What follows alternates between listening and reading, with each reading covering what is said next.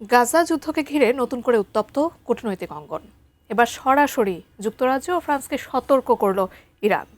তেহরানের দাবি, ইসরায়েলকে অস্ত্র সরবরাহ অব্যাহত থাকলে তা শুধু সমর্থন নয়, অপরাধে অংশ নেওয়া শামিল।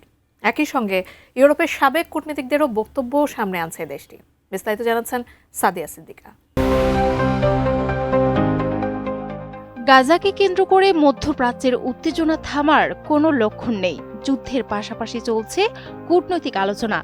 এমন পরিস্থিতিতে যুক্তরাজ্য ও ফ্রান্সের প্রতি কঠোর বার্তা দিয়েছে ইরান।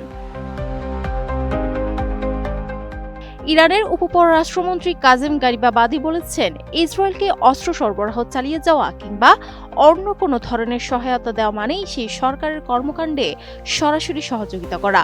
তেহরানের ভাষ্য, এই ধরনের পদক্ষেপ দায় এড়ানোর কোনো সুযোগ নেই। ইরানের আধা সরকারি বার্তা সংস্থা মেহের নিউজ এজেন্সি জানায়, সামাজিক যোগাযোগ মাধ্যমে দেওয়া এক বার্তায় গারিবাবাদি দাবি করেন, 100-র বেশি সাবেক ব্রিটিশ ও ফরাসি কূটনীতিক নিজেদের সরকারকে সতর্ক করেছেন।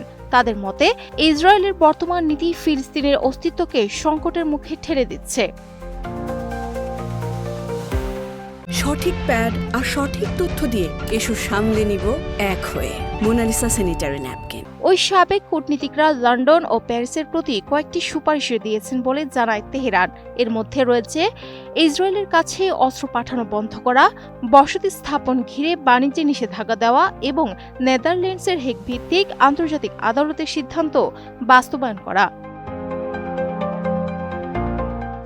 ইরানের দাবি, শুধু উদ্বেগ প্রকাশ করে দায় শেষ হয় না। দেশটির উপপররাষ্ট্রমন্ত্রী বলেন, বর্তমান পরিস্থিতিতে উদ্বেগের কথা বলার পাশাপাশি বাস্তব পদক্ষেপ প্রয়োজন। অন্যথায় অস্ত্র সহায়তা অব্যাহত রাখা সংঘাতকে আরও দীর্ঘায়িত করবে। গাজা যুদ্ধ শুরুর পর থেকেই পশ্চিমা দেশগুলোর ভূমিকা নিয়ে নানা বিতর্ক রয়েছে। মানবাধিকার সংগঠনগুলো বারবার বেসামরিক মানুষের নিরাপত্তার বিষয়টি সামনে এনেছে।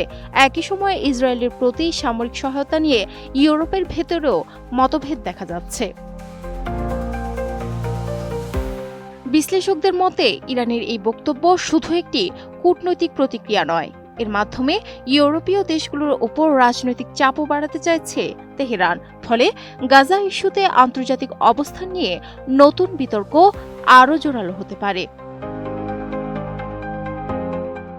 এখন দেখার বিষয়, যুক্তরাজ্য ও ফ্রান্স এই বার্তার জবাবে কি অবস্থান নেয়। তবে মধ্যপ্রাচ্যের চলমান সংকট ঘিরে কূটনৈতিক উত্তাপ যে আরও বাড়ছে তা স্পষ্ট। Sadia Siddika, ATN news.